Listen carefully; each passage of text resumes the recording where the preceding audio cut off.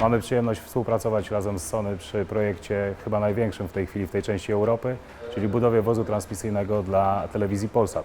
Jest to jakby dziecko, które powstało przy ogromnym wsparciu Sonego, ale też zaangażowaniu naszych inżynierów. Wóz ten niewątpliwie będzie naszym flagowym środkiem produkcji i transmisji. Ze względu na ilość torów kamerowych i najnowocześniejszą technologię, ale również ze względu na wysoką jakość sygnału, który będziemy produkować, będzie wykorzystywany do produkcji największych form realizacyjnych, takich jak festiwale, koncerty różne estradowe, ale również najbardziej skomplikowane produkcje sportowe, jak na przykład finały różnych rozgrywek sportowych, powiedzmy piłkarskich. Tu będzie możliwość pracy dla 28 osób, także Polsat będzie w stanie zrealizować najbardziej skomplikowane, największe realizacje telewizyjne bądź eventowe. Część elektryczna przez nas projektowana, wykonywana i użyta w tym wozie będzie zapewniała pełną kompatybilność z wymaganiami bardzo restrykcyjnymi UEFA. Najważniejszą rzeczą to jest przede wszystkim format obrazu.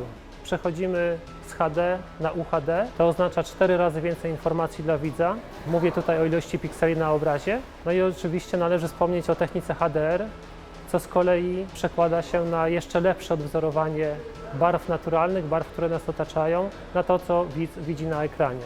Wielu producentów sportowych narzuca bardzo konkretne formaty, w jakich ma cały tor transmisyjny pracować. Zastosowanie w tym wozie technologii IP pozwala na swobodny wybór każdego z możliwych formatów, z możliwością szybkiej zmiany z jednego formatu na drugi. Przy pomocy oprogramowania Sony LIO i przy zaangażowaniu inżynierów z Japonii mamy nadzieję, że w przeciągu kilkunastu, kilkudziesięciu minut, może do pół godziny, cały wóz uda nam się przerzucić w technologię z HD do 4K. I to jest bardzo innowacyjne, bo wiemy, jak na innych wozach to przełączanie trwa nawet do 4-5 godzin. Nowoczesne systemy telewizyjne wymagają bardzo sprawnego zarządzania. Nasza decyzja to użycie Sony LIO jako orkiestratora i Sony LSM jako systemu zarządzającego routingiem sygnałów wizyjnych. Postawiliśmy na firmę Sony Europe z tego powodu, że zaproponowana wizja budowy tego wozu najbardziej odpowiadała naszym potrzebom technologicznym i naszym też potrzebom biznesowym. Sony jest wiodącym producentem urządzeń, które już teraz są zgodne ze standardami IP, co nam gwarantuje pełną kompatybilność wszystkich urządzeń na wozie. Główna zaleta architektury typu spine-leaf, czyli łatwość rozbudowy, jak najbardziej tutaj nam się przydała.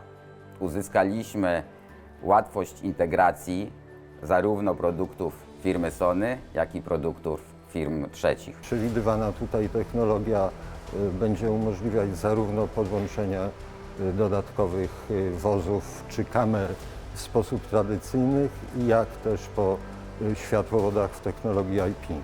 W najbliższej przyszłości większość telewizji, a już zdecydowanie takie organizacje jak nasza, będą prowadzały produkcję zdalną. Myślimy o tym, aby w niedalekiej przyszłości zbudować hub produkcyjny albo centrum produkcyjne, które będzie w stanie za pomocą jednej załogi obsłużyć kilka różnych wydarzeń, na przykład wydarzeń sportowych. Jest to bardzo daleko sięgająca optymalizacja.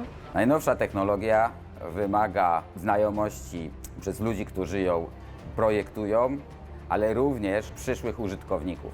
Dlatego dla nas niezwykle istotne jest nie tylko to, jak zaprojektujemy ten wóz, ale również jak wyszkolimy przyszłą załogę.